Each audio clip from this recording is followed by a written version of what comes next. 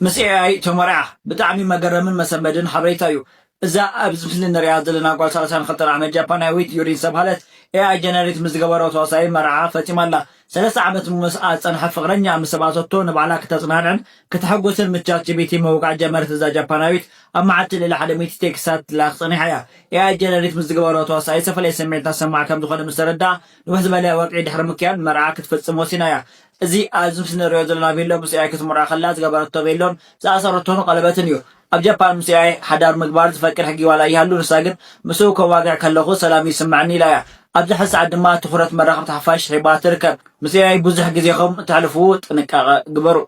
كينات نتبع انتي كينات معي نورمال مرعى بهاجرين دحلموتن هاي مرعى سميني بتوم وتعطوا الاخرين يوم كلاشن حيز بقال علينا كم حلافكم عم بدحر تايكوني معرنا انا اجوا على خلاشن حيز تطو الى خواغا خلقو انت زاقول عب خوف طفع يلي متلنير خونا يبلن قبل افتنا وغا انا خا بتيد يكون كخواغو مدلنير راس باسم تراي دلنير كنت حيزيو تي هاغراو سميت كابشعيو نيرو لذا عصر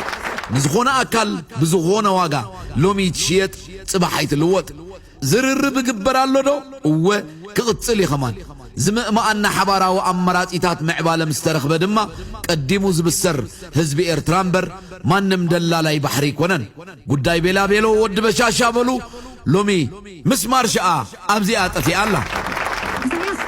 مريتو يدفرن رستو عيشتن بيانس تفنا كم عد وصي ذل منسيسي يحرق 10 عام تتمليس تمريت عد بوسا وخص صنحو يا زمن طلو سبيلن إساس عفوكنا جبنا طرح يكون جبنا يفرقاي خذ جبنا تلو منام قال جبنا وا صنعي خاكوي صنعي خا ندحر كوين تطنقي خا ختصنح نير كا معنات يمبي صنعي خا اتسعيم كايكون يلوص እሱ አይናገር አመት ሓደ ግዜ እሱ ተናገር ተብይ ተቀስቅሽ ልናገር ሰው አይከብ ሰው አዩ ቀደደደ ይብል ተርባዕባ አይብል ጨደደደ ይብል ለሐዘነ ይውል አይፍክር ታድገራ በተግባር ኮይዱ አሳክ መንገድ አየር ኢትዮጵያ በረራታት አቋሪጦ አብዛሐዝ ዋራም ስፍላ የከባታት ኢትዮጵያ ገመዝባዙ ሐዘ የመቾክላት አየር አጋጥምን ይልዩ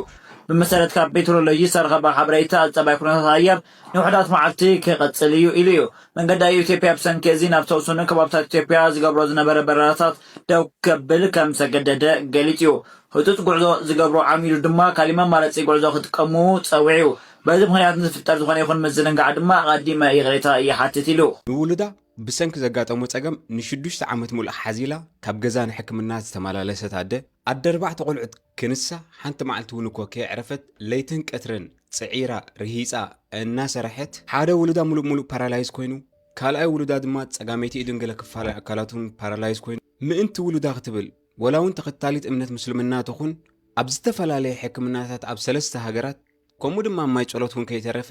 ክትኮልል ድሕሪ ምጽናሕ ሎሚ ኣብ ውሽጢ ዩጋንዳ ካፕተን ኣዝየን ብርቱዓት ዝኾና ደቂ ኣንስትዮን ንብዙሓት ካልኦት ደቂ ኣንስትዮን ኢንስፓየር ትገብር ዘላ ሰብያ ሕማም ናይ ክልቲኦም ደቃ ተቐቢላ እንደ ሓጸባይ ከፊታ ኣንሶላ ይኹን ክዳውንቲ ናይ ካስተመር እና ሓጸበት ኣብ ውሽጢ ዩጋንዳ ናብራእ ትመርሕ ደላ ኣዝያ ጅግና ዝኾነት ኣደ ምስ ሙሉእ ታሪኽ ህይወታን ናብ ስቱዲዮና ዓዲምና ካብ መጀመርያ ካብ ኤርትራ ጀሚርካ እንታይ ዓይነት ሽግራት ከም ዘጋጠሞም ደቃን ስለምንታይ ኣብ ከምዚ ደረጃታት ከም ዝበጽሐትን ሎሚ ድማ በከመይ መንገዲ ኣብ ውሽጢ ዩጋንዳ ትናበር ከም ደላን ነዞም ክልተ ዝሓመሙ ደቃን ሒዛ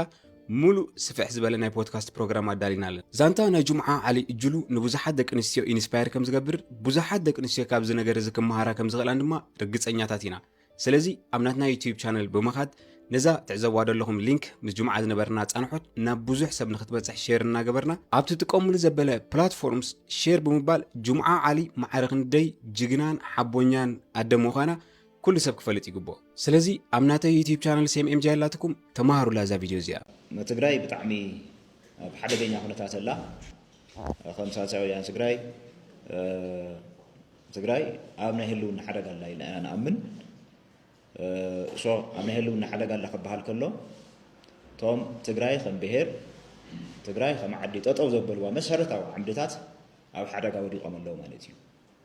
ትግራይ ህልውና ኣብ ዝፈታተን ኩነታት ኣትያ ኣላ ማለትና እዩ ሶ ብተፈላለየ መንገዲ ክንገልጾ ንኽእል ኢና እዚ ናይ ትግራይ ናይ ህልውና ሓደጋ ብዝተፈላለየ መንገዲ ክግለጽ ይኽእል እዩ እቲ ዋና መሰረታዊ ትግራይ ናብ ህልውና ሓደጋ ዘእትዋ ናይ ትግራይ ፖለቲካ ዝምልከት እዩ ኣብዚ እዋን እዚ ናይ ትግራይ ፖለቲካ ብጣዕሚ ሚሊታራይዝድ ኮይኑ ኣሎ ጠበንጃ ዝመርሖ ጠበንጃ ዝገንሖ ጠበንጃ መሰረት ዝገበረ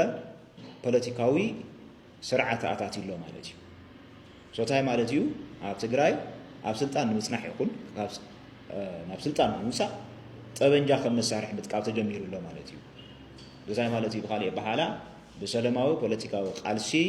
ስርዓት ምልዋጥ ወይ ኣብ ስርዓት ምጽናሕ